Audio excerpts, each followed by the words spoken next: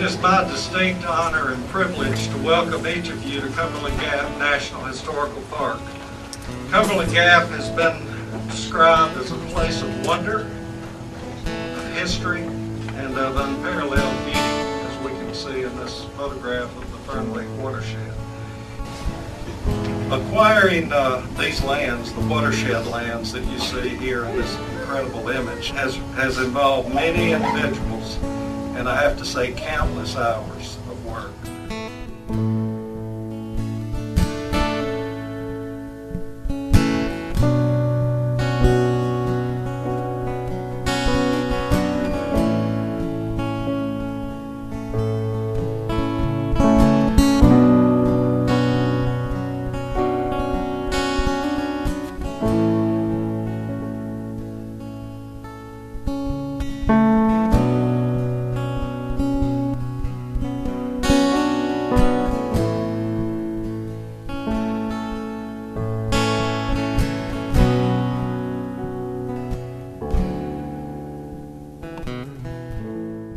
I kept hearing about this Cumberland Gap National Historical Park. Mr. Howard Douglas, he really did probably more to get the park here than anybody. Mr. Douglas and his dear friend, President of LMU, Mr. Robert Kincaid, they wanted to get this park started, and we finally got to the point where it was going to become the park.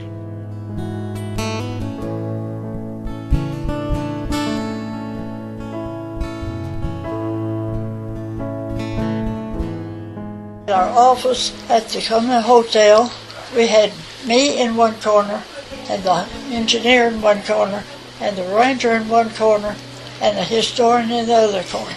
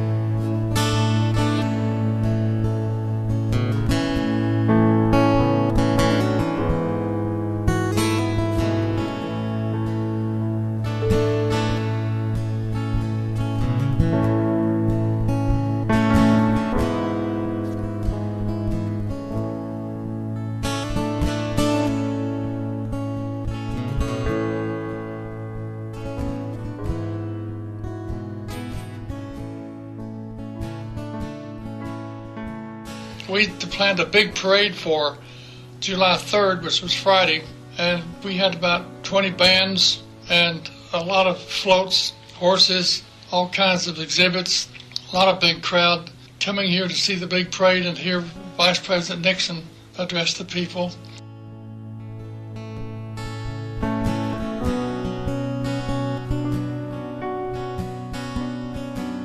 Started on 30th and Cumberland. Now the band and Nixon came in at the airport, and they brought them, that's straight over there, you know, it's just a few blocks away.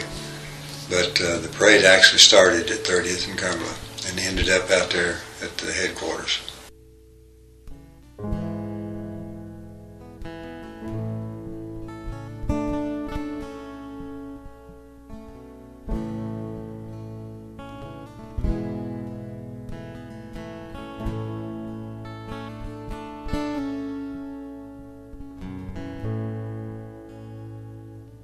On July 3rd, our scout troop, each member was assigned to a National Guardsman to work with them in Millsboro on the parade route for traffic control and crowd control.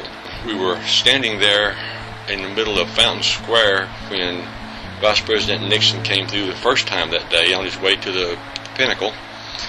That was probably the most vivid memory of that day. He was thirsty and wanted to get a drink or something, and I reached over and got 2 Coca-Colas, handed him one and me one. We were going up the pinnacle, and he says, "Here, Harry, hold this Coke for me. I can't get my picture made drinking a Coca-Cola."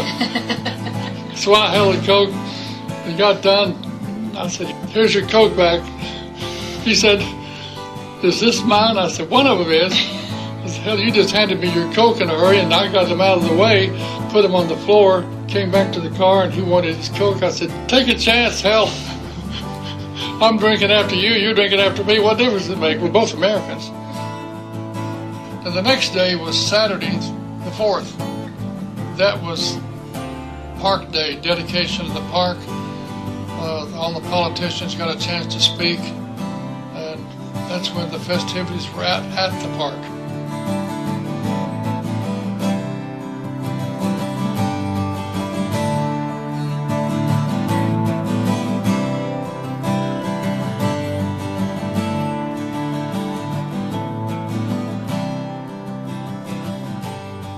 And I'll tell you another thing about the dedication day.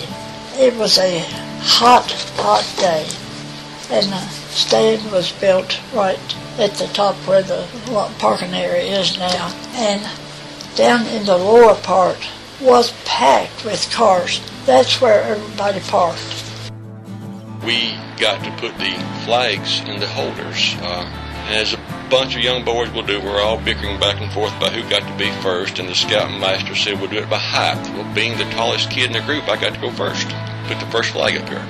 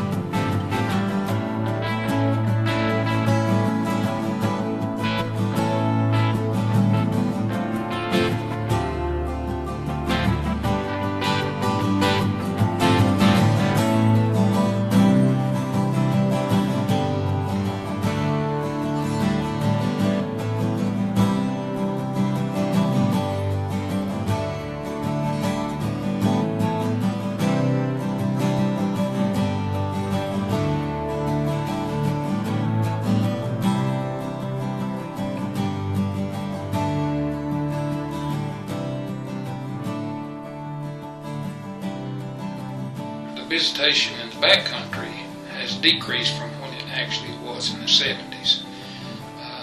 But the people that still go back there seem to be going for the same experience that they did in the 70s. You know, just to get into the backcountry, they enjoy hiking and just seeing natural areas of the park and Hensley settlement.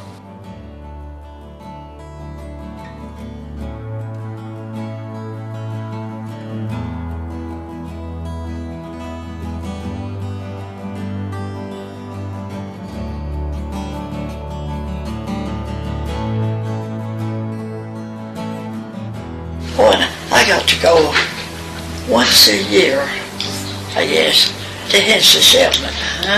We went to Hensley Settlement with the Rangers, because they were out there a lot.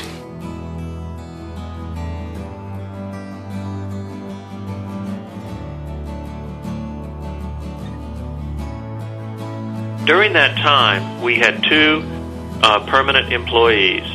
I remember Chester Thomas, who was sort of the Hensley guru, and there was another guy named Doug, and their title was Farmer Demonstrator, and they did all kinds of traditional maintenance work around the settlement, fixing broken things, but they were always available to do a tour.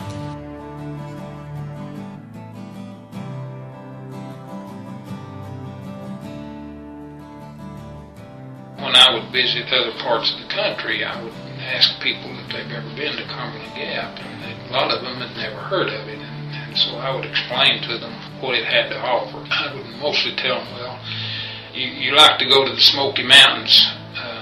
A lot of people had been there, and I said, well, Cumberland Gap is just basically a small Smoky Mountain, but with a whole lot less visitation, so you can enjoy the same things there that you can in the Smokies, and not be bothered with so many people.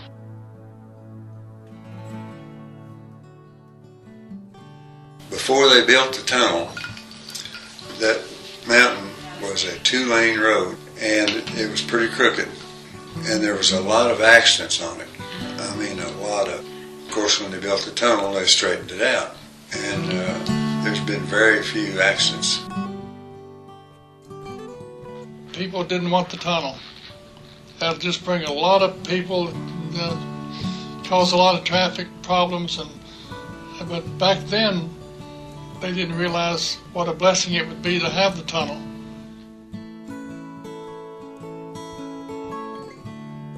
When they first came in here and started talking about building a tunnel through the mountain, Glenn came home from work from the park that day, and his statement was, the bigwigs were in here today and they're talking about building a tunnel through the mountain. And he said, I won't live to see it, but you may. Those were his very words.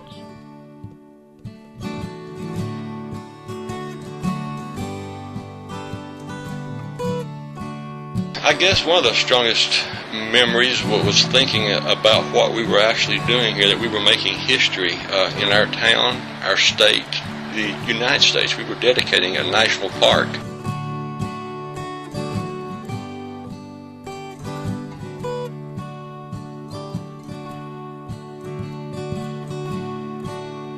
This was not another park. No, this was a national historical park.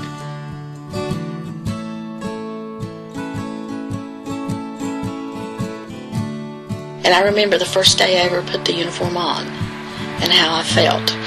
I think my head would have hit the ceiling. You know, it's just, I'm so proud that I wore the gray and green.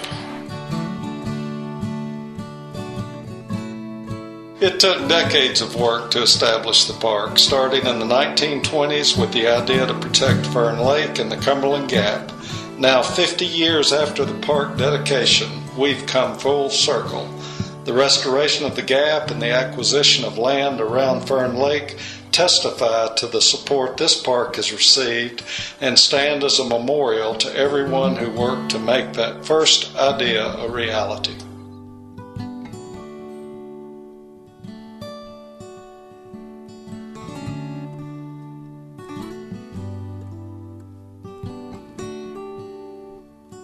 And it was not nearly as developed as it is now.